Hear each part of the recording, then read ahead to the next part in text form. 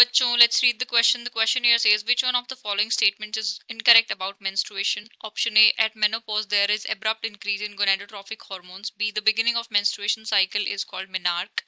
C, during normal menstruation about 40 ml blood is lost. D, the menstrual blood can clot easily. So for this question our key concept would be, हमारा key concept होगा regarding the menstrual cycle.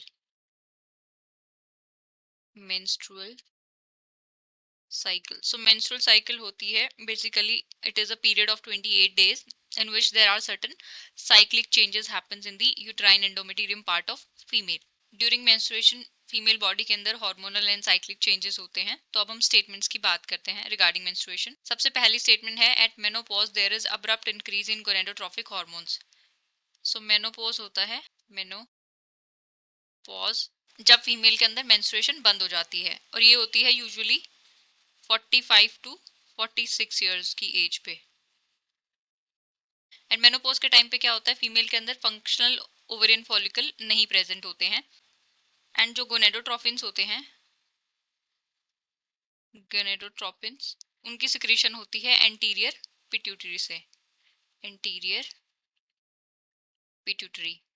And basically जो anterior pituitary है इसको negatively regulate कर रहे हैं ovarian follicular hormones.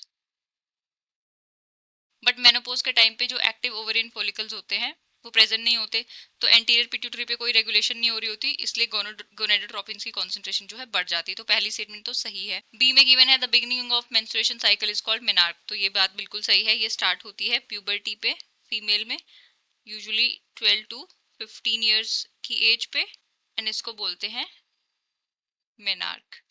उसके बाद during normal menstruation about 40 ml of blood is lost. ये बात भी बिल्कुल सही है, मेंस्ट्रुएशन के टाइम पे ऑलमोस्ट 40 ml ब्लड लॉस्ट होता है.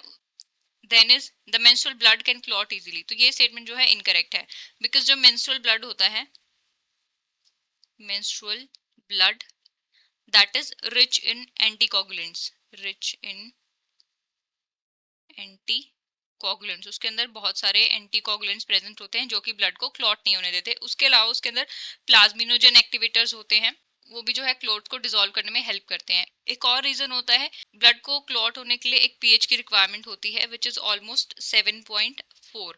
बट जो हमारा वजाइना होता है, वजाइना के अंदर कैसा होता है, एसिडिक एनवायरमेंट होता है, उसकी पीएच होती है एसिडिक, जिस वजह से भी जो है ब्लड क्लॉट नहीं होता इजीली.